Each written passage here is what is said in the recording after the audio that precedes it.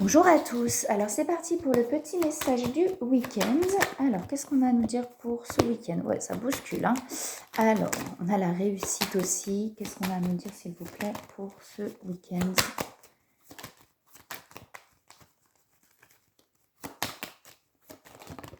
Ok, allez, on va s'arrêter là. Ok. Alors, il y a des jolies cartes. Je vais faire toutes les cartes et puis on va voir après. Je vais faire l'interprétation après. Oh là, il y en a trop qui tombent. Il y en a trop. On a le mental et la naissance qui sont l'un derrière l'autre, mais il y en a trop qui tombent là. Alors,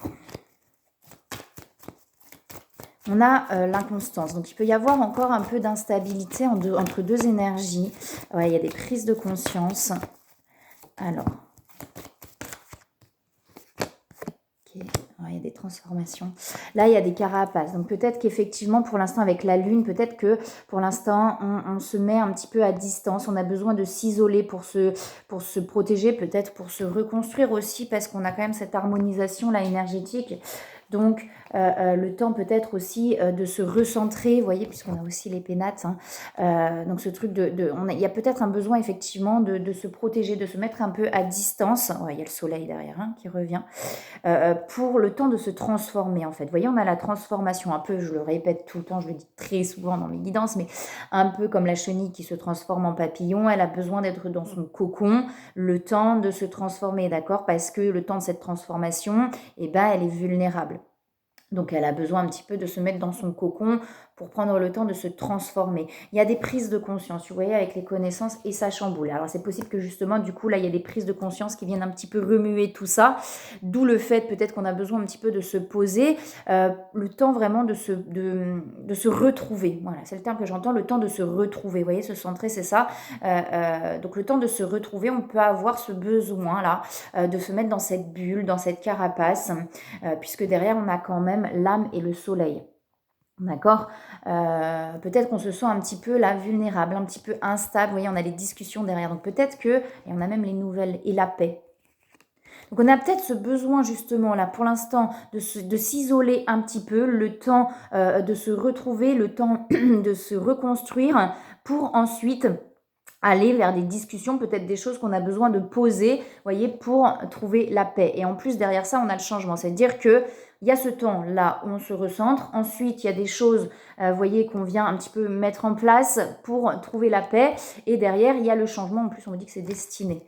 D'accord. On a la réussite et la grâce aussi. Donc c'est possible qu'il y ait des choses là qui viennent chambouler, des prises de conscience qui viennent un petit peu remuer. D'où ce besoin peut-être de se recentrer, de se retrouver le temps vraiment de s'apaiser et de prendre le temps, vous voyez, avec la grâce de s'élever aussi. Et on a les réussites derrière. Donc on dit que cette personne va y arriver, d'accord. De toute façon, si c'est destiné, destiné, on était tous les deux destinés à voir son chemin se rencontrer. À nous demander pourquoi. Ouais, il y a de la perte d'énergie. Il y a de la perte. En fait, on a donné trop d'énergie avec les futilités. On a donné trop d'énergie. Alors, les futilités, ça peut être pas mal de choses, mais peut-être justement à faire plein de choses à l'extérieur ou avec le mental. Peut-être qu'on a donné trop d'énergie à croire des choses qui finalement, à se poser 10 000 questions. Et du coup, il y a un besoin, c'est le besoin certainement de se retrouver, de se recentrer pour reprendre des forces et pour remettre de l'ordre intérieurement. Déjà à l'intérieur, puis à l'extérieur en fait. Et c'est un peu ce truc-là. J'ai l'impression que là, on a d'abord besoin de remettre de l'ordre à l'intérieur pour ensuite aller remettre de l'ordre sur les situations extérieures. D'accord. Avec la perte d'énergie et futilité, pour moi, on a donné trop d'énergie à certaines choses qui finalement n'en valait pas la peine. Entre parenthèses, tout est là pour une bonne raison, je le répète. Mais en tout cas, peut-être à combattre, peut-être, vous voyez, à lutter contre quelque chose, contre soi-même. On a donné beaucoup d'énergie à ça. Il n'y a pas de lutte dans la vie. J'ai fait une vidéo que je mettrai, je pense, la semaine prochaine, mais il n'y a pas de lutte dans la vie. Il n'y a pas de combat. La vie n'est pas un combat. Moi aussi, j'ai combattu pendant longtemps. Pendant longtemps, je me disais, non, il faut que j'y arrive, il faut que je me batte. Mais dans le combat, on s'épuise. Il n'y a pas de combat, il n'y a pas de lutte, en fait. C'est justement dans l'absence de lutte qu'on se reconnecte à ce bonheur et à ce bien-être. On a l'impression de devoir toujours lutter contre quelque chose. Souvent, ça, c'est des choses où on nous a dit que la vie était dure, que pour avoir quelque chose, il fallait se battre. Non. Faux. C'est pas vrai. Il n'y a pas besoin de se battre.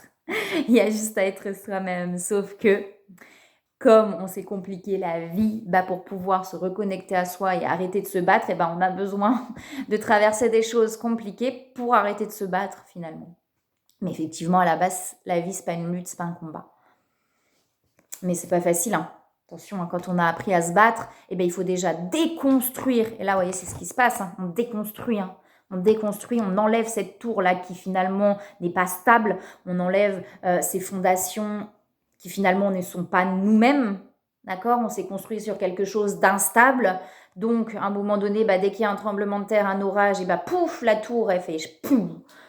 Pour reconstruire quelque chose de plus solide qui est connecté à la racine de ce qu'on est, donc au bien-être, à la paix, à la joie. Et donc, si c'est connecté aux racines profondes de ce qu'on est à la base, la tour, elle va plus s'effondrer, hein.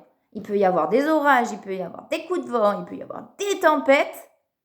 La tour, elle s'effondrera plus parce qu'elle est connectée aux vraies racines. Alors que ça, c'était construit sur autre chose, en fait, sur du faux, sur de l'illusion.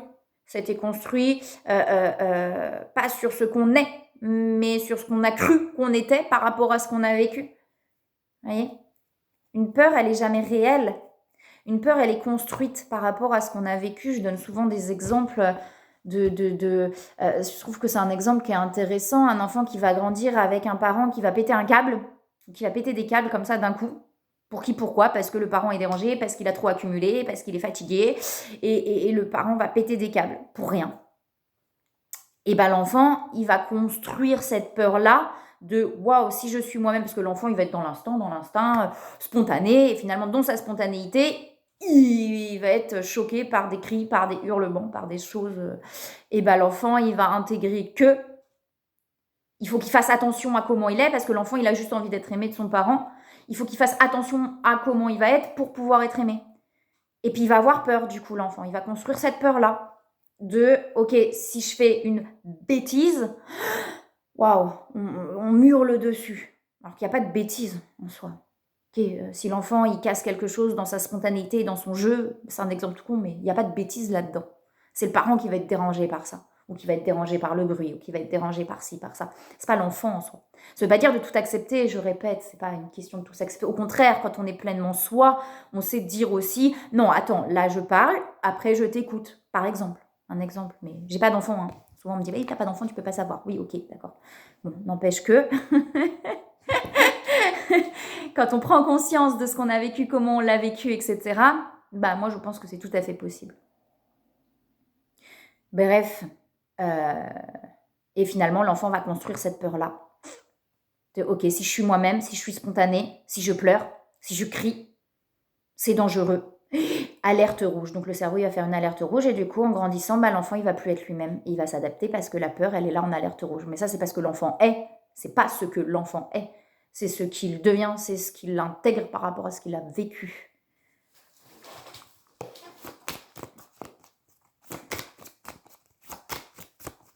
Bon, on revient à la guidance. Ok, ouais, pour retrouver la force intérieure. On a quelqu'un qui s'est senti, vous voyez, il y a l'oppression qui est là. Il y a eu pas mal, je pense, ouais. On a quelqu'un qui s'est longtemps barricadé pour se protéger. Et là, il y a quelque chose qui est en train pour moi de s'ouvrir, de se remettre en ordre. Vous voyez, on a la force et le pouvoir, retrouver cette force aussi intérieure. Quelque chose qui grandit pour finalement, à un moment donné, sortir de terre. Et on a l'abondance derrière. On a la sensibilité. C'est peut-être cette sensibilité qui est en train de ressortir chez cette personne. Hein. Cette personne l'a peut-être pendant longtemps justement mis à couvert, cette sensibilité.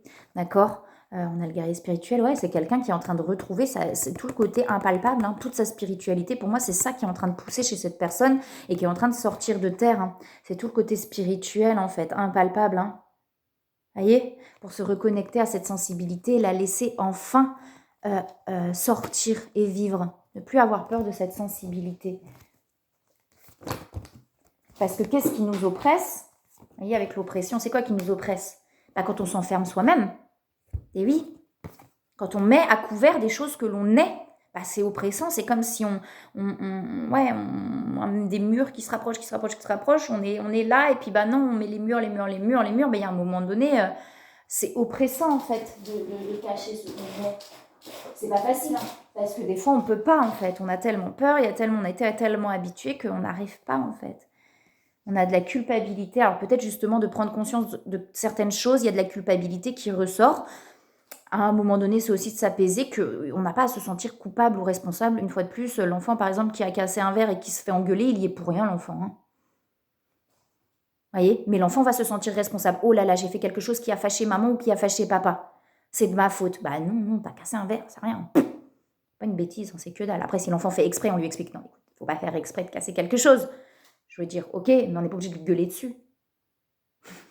Ouais, ça sert à quoi? À rien de gueuler dessus. Parce que le parent, il garde, à un moment donné, il explose. Bah oui, mais l'enfant, il n'est pas responsable que le parent explose, que le parent ne parle pas, que le parent n'est pas lui-même. L'enfant, il y est pour rien de ça. Vous voyez, c'est pouvoir aussi se défaire de cette culpabilité. Et alors, on a l'espoir qui est là aussi. Alors, une fois de plus, l'espoir, ça dépend comment on le voit, mais l'espoir, ça peut être de l'attente aussi, d'accord? Si on est dans l'espoir de quelque chose, on est dans le futur, alors que tout se passe dans le présent. Peut-être que cette personne, justement, est toujours dans l'attente de quelque chose. Et là, il y a des prises de conscience que bah, ça ne sert à rien d'attendre. Et parfois, bah, vous voyez, avec les choix, il y a peut-être aussi des choses qu'on doit agir. Ou en tout cas, qu'en agissant, les choses, elles peuvent être autrement, en fait. Et peut-être qu'il y a cette prise de conscience-là chez cette personne, qu'on avait quelqu'un qui attendait. Et là, de prendre conscience que, bah ouais, mais si j'acte aussi des choses, bah, c'est peut-être comme ça que les choses, elles peuvent avancer. Et derrière, on a les retrouvailles. Et on a aussi la réunion. 5e dimension, on a quelqu'un qui se reconnecte beaucoup à la décorporation. On a quelqu'un qui est en train de vraiment, justement, de faire sortir ce qu'il est ou ce qu'elle est profondément, pour moi.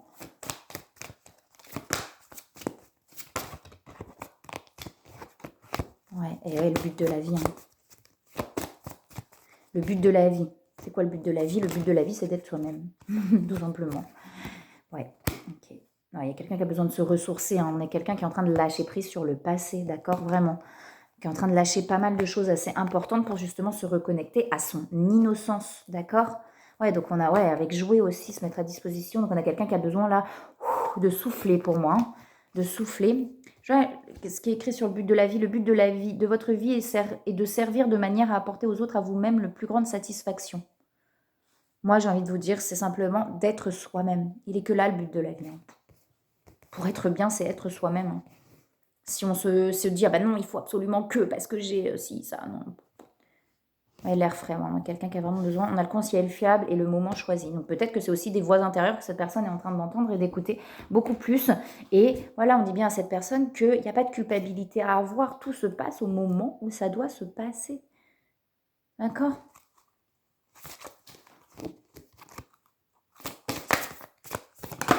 Et on le ressent à l'intérieur de soi, le bon moment. C'est là, ça poum, c'est le bon moment. C'est vrai. Les risques. La vie est une succession de risques à prendre. Et puisque vous n'avez aucune chance de vous en sortir vivant, prenez le risque de la savourer intensément. J'adore. Trop beau. Je la répète, la vie est une succession de risques à prendre. Et puisque vous n'avez aucune chance de vous en sortir vivant, bah non. Notre corps, il va tous mourir à un moment donné. Prenez le risque de la savourer intensément, de faire que ce que vous avez envie de faire. Je parle du cœur, de l'âme, c'est pas l'envie avec le mental. Genre, bah oui, bah si moi j'ai envie de rien faire, bah fais rien, mais ça c'est le mental. Enfin, des fois on a envie de rien faire, c'est pas ça. Mais je me perds. Mais des fois, ouais, si quelqu'un n'a envie de rien, n'a jamais envie de rien, il n'est pas connecté à lui, d'accord? Ou à elle. Non, parce que quand on est connecté à cette source-là, on a envie de faire plein de choses. Mais des fois, on a aussi envie juste de se poser et de laisser la vie. Mais dans le bien-être, pas dans le pas dans le mal-être. Si on est dans le mal-être, c'est qu'il y a quelque chose. Et c'est pas qu'on est soi, on n'est pas soi. Oh. Bref, la réalité, seule l'illusion fait souffrir, la réalité est indolore. Et derrière, c'est le bonheur. Je vous parle du bonheur. Le bonheur est en vous. Le bonheur ne s'acquiert pas parce qu'il habite. Il vous habite déjà. Et ouais, c'est ce que je dis souvent. Il est déjà là, en fait. Donc, il ne s'acquiert pas. On ne va pas aller le chercher. On va aller le retrouver. Et c'est ça toute la différence. On ne va pas le chercher, le bonheur. Et souvent, c'est le problème. De toute façon, l'humain, il a mis les choses dans le mauvais ordre. Extérieur, je vais aller chercher à l'extérieur mon bonheur. Ah bah, tu le trouveras jamais. Hein. Tu auras un semblant de bonheur, une illusion de bonheur, mais tu ne seras pas heureux, en fait. Parce que si on t'enlève le truc qui te rend heureux, bah tu seras plus heureux. Alors qu'en allant le retrouver à l'intérieur, bah là, ton bonheur, il sera toujours là, il partira pas, peu importe ce qui se passe à l'extérieur. Ça, il est déjà en vous, ce bonheur. Il y a une phrase, je l'ai dit dans ma vidéo tout à l'heure, mais j'adore, en fait, je l'ai réécoutée. Je l'avais pas tilté comme ça, la chanson de Matt Pokora qui s'appelle Ce qu'on est. Et il dit quand le bonheur te frôle, c'est bien qu'il était là. Et ouais, la main sur l'épaule, quand le bonheur te frôle, c'est bien qu'il était là. Bah oui, si tu le ressens, le bonheur, c'est qu'il est en toi. Sinon, tu ne le ressentirais pas.